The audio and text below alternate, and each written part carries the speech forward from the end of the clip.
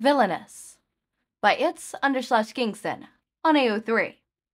Episode 46, Chapter 24, Villainous.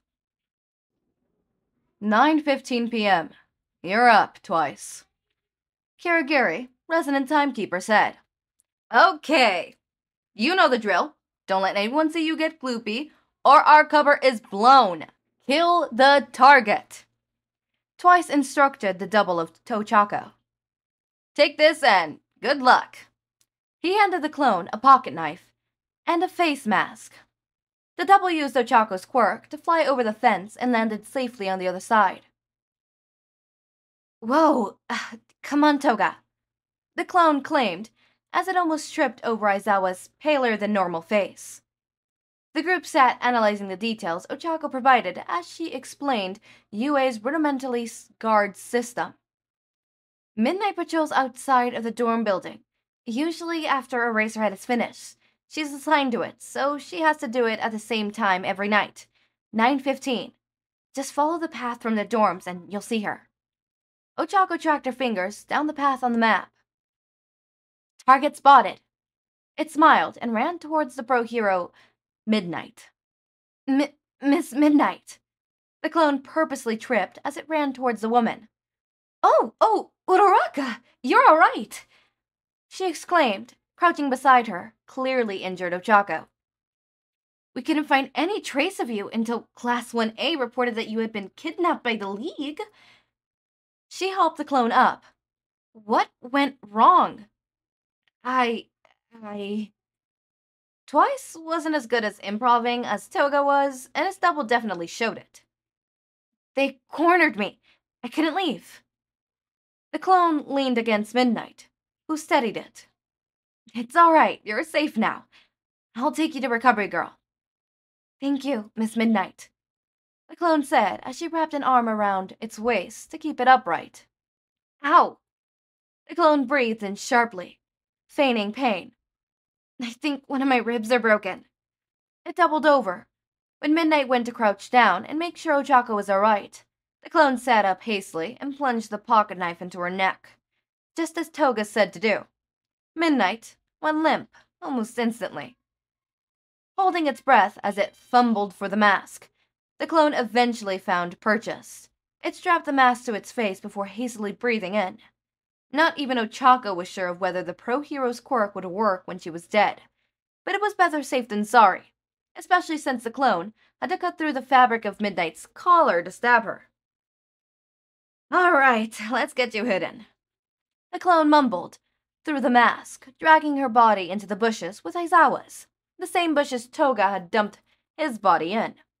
Around the inner edge of the wall, weren't far away from where the clone was. At least, they wouldn't be so lonely. Midnight won't be a problem anymore. I'm so glad you're all right. Mina, who was in tears now, wouldn't release Ochako from a tight hug, no matter how many times the villain asked. Thanks, I'm glad to be back here with all of you. It's been a stressful... How long has it been? Ochako asked hesitantly. Oh, it's been about a week since you went missing. Sue chimed in.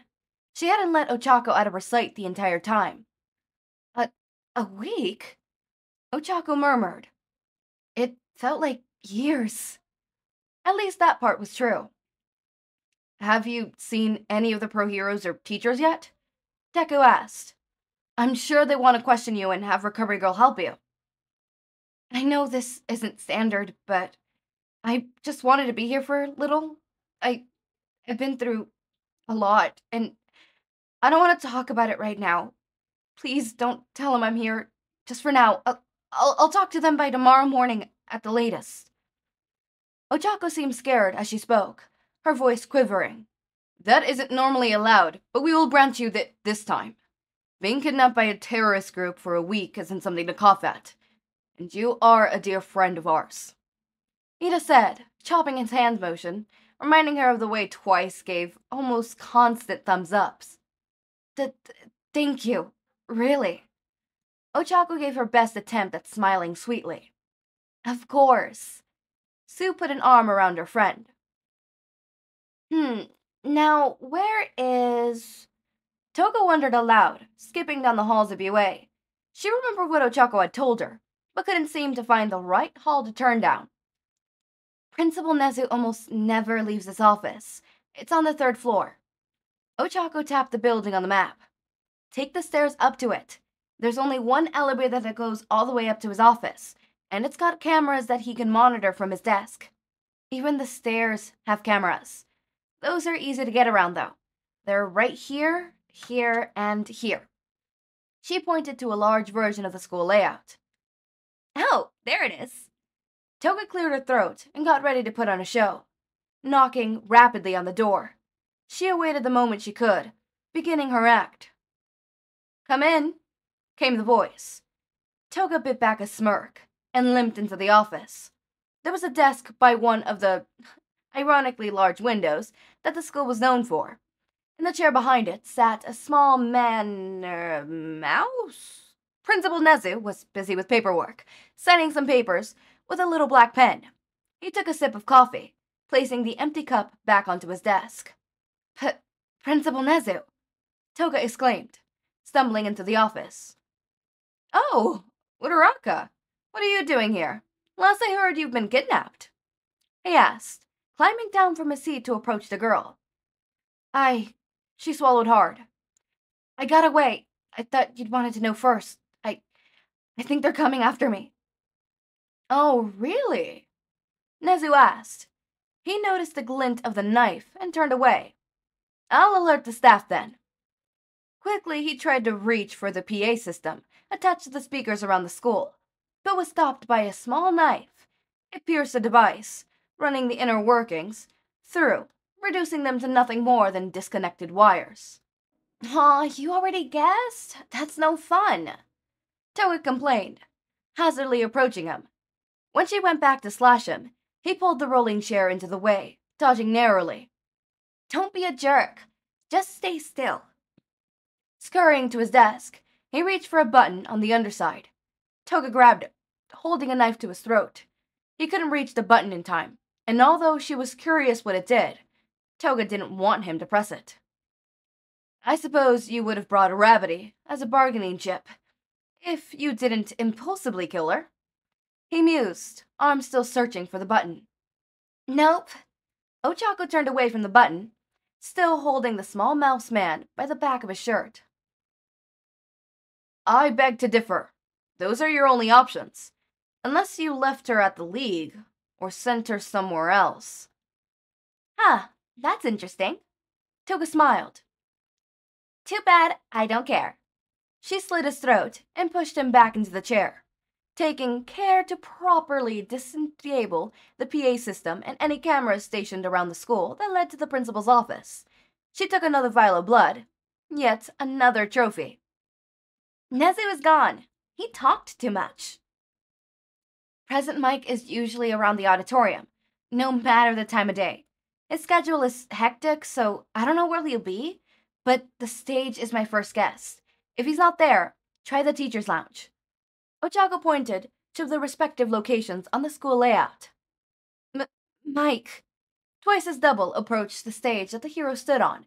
He was adjusting the microphone, likely for someone else, as he never needed one. Uraraka! He shouted, clearly happy. You're all right. We were worried about you. You're the first one I found. I think something is going on. The clone breathed out shakily. What do you mean? Pressing Mike jumped off the stage and stood beside the clone. It wrapped his arms around itself, acting scared. I don't know. I think something is wrong, though. It lied, stepping closer to Mike and looking around skeptically. It's all right, kid. I'll keep you safe. He surveyed the surrounding area. I'll walk first. You follow me. We'll try to meet up with Aizawa or report to Nezu, he said, starting to walk forward. Mike stopped upon hearing a noise. He turned around quickly. A fallen mask laid on the floor beside the clone. Why'd you got that? He asked, raising an eyebrow. Picking it up off the floor, he was surprised by its weight. This kind of mask is heavy duty, like the ones that Villains use against He jumped back, striking a fighting stance. "You aren't a rabbity, villain." "This might be a little difficult," the clone said before lunging forward to jab a knife through his throat. The hero dodged it narrowly, stabbing to the side. There was a clean slash across the side of his neck, one that caused the voice to be hoarse and painful. Even though it was his quirk, he couldn't shout or yell to alert anyone of the traitor. "Oh, come on," the clone complained. "I only dropped the mask. Why'd you react to a cloth on the floor?" It jabbed quickly with the pocket knife, hardly missing President Mike with the blade's edge. "Intruder!" Mike breathed out. It was meant to be said at full volume, but it was hardly a whisper in the wind. "Got something to say?" The clone mocked. President Mike had but one hope. There was a manual fire alarm on the stage. If he pulled it, it would turn on the sprinklers and cause everyone to run outside. Maybe it creates enough of a havoc to ruin the villain's plan. He ran for it, but found himself tumbling face first onto the ground, eyes fixed on the red dot. Huh? He could hardly hear himself as he tried to look around. His neck wouldn't move. Neither would his arms. Then it went black. Damn, why was he the only one who made it so far? The double complained. He looked down at the massive gash in President Mike's neck. It was amazing he survived so long. The first hit was fatal, though he managed to keep dodging. Running must have been too much for him. Stashing the body behind the curtains of the stage, the double took out Ochako's phone. President Mike fought back more than expected, but no one saw. He's dead, and I'm uninjured. Oh, thank God, okay. So I think it's safe to say that the character death, the major character death, it's just gonna be in the sense that characters are explicitly being shown dying in the fic. In the sense that it is graphically depicting the death of the characters. I would not classify that as character death myself, but to each their own. I know that there was one person for my one fanfic that I was writing, the Fluffy Mind, who really wanted me to classify Inko's death as, what's it called? Major character death, but I'm like, dude, no, she only appears in like a couple chapters out of 100 chapters. Out of 100 chapters, she's only in a handful. Like, no, she's not getting a major character death tag. There is no major character death. I'm not gonna put major character death because if you, like, you know, people are gonna immediately think like, oh, Izuku's gonna die, or Hitoshi's gonna die, or, President Mike or Aizawa's gonna die, or, well, I mean, not President Mike or Aizawa, but, Midnight or, Tensei is gonna die. Like, you know, stuff like that where it's like, okay, no, those characters aren't gonna die. Yes, it is it's not even a graphic depiction of her death. She just dies during it. I think the only depiction of her death is, her opening up the door. I'm pretty sure if I remember correctly, she opens up the door and then the rest is just seeing the aftermath of her death, right? The most description we get of it is just being like, oh, there's red blood. Yep, red is everywhere. Red is scattered. She's no longer alive. Things are gone. She's gone. She's no longer alive, right? But it doesn't necessarily heavily depict her death.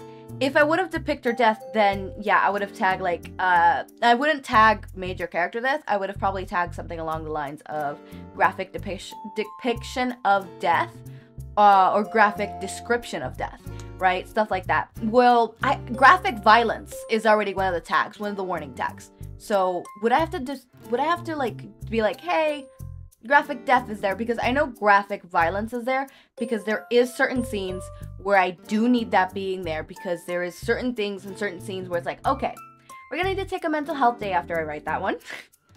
Not after I write it, right? I'll be good. I'll be great. But after you guys read it, yeah, be scared. I'm starting to write Fluffy Mind again.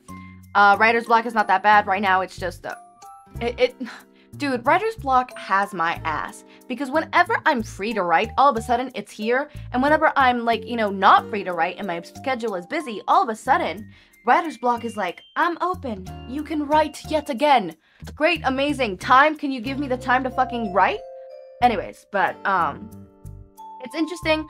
My heart my heart, because Present Mike died, my heart. But it will have to be, right? As long as it's not, as I said, Uraraka or Todoroki.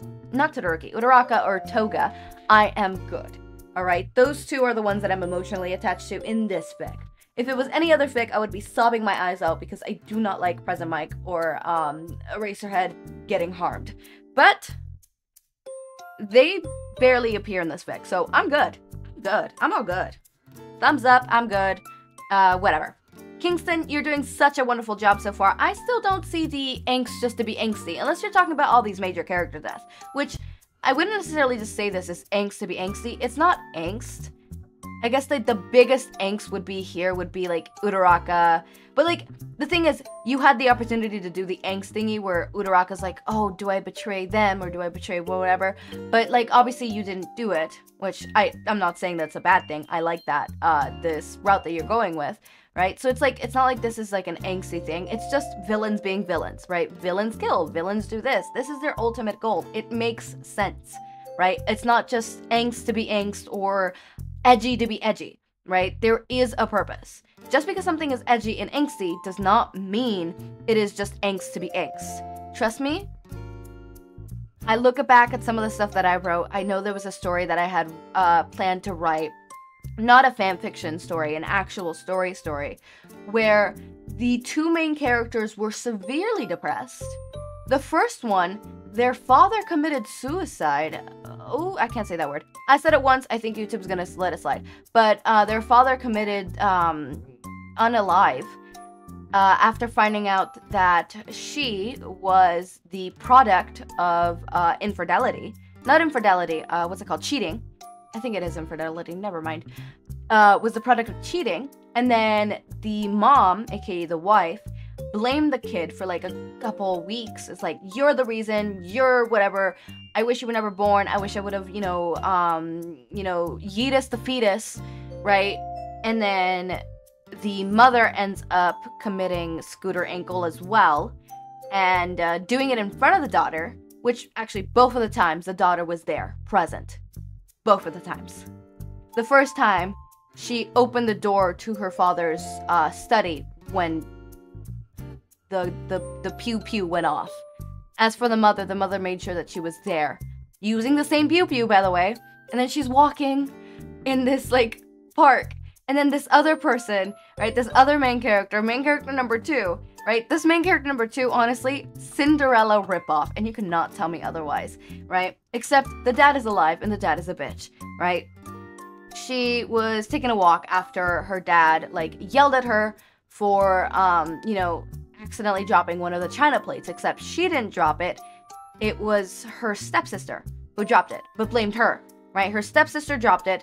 The mom came in, and the mom saw the stepsister drop it, but when the father asked who did it, both the stepsister and the stepmother said that she did it, and the father believed them over her, right? And she's walking, and it's supposed to be this gay love story between these two girls, who are going through horrible lives, but it's okay because they have each other.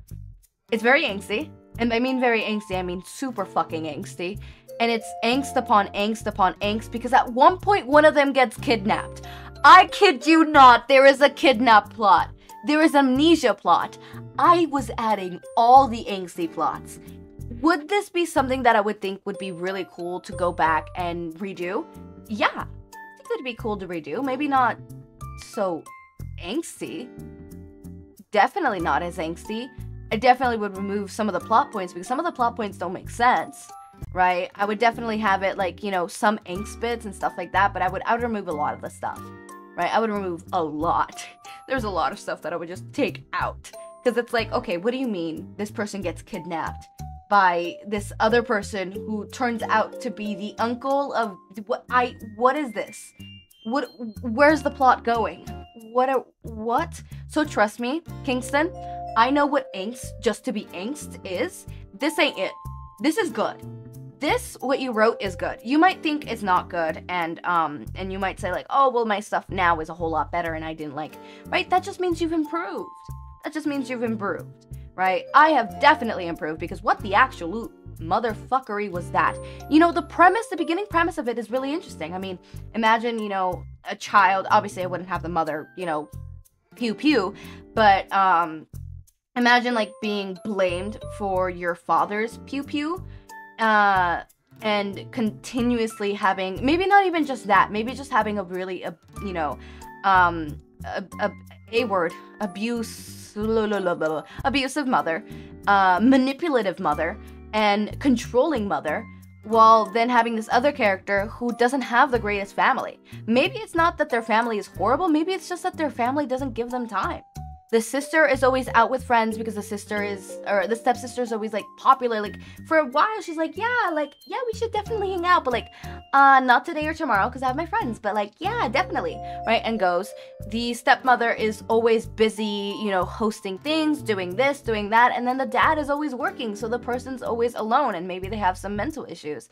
And, you know, together they learn to, you know, be there for each other and find their own set of friends and their own set of, you know, group and support system, right? Obviously not have it where it's just those two because that would create codependency and that's not good.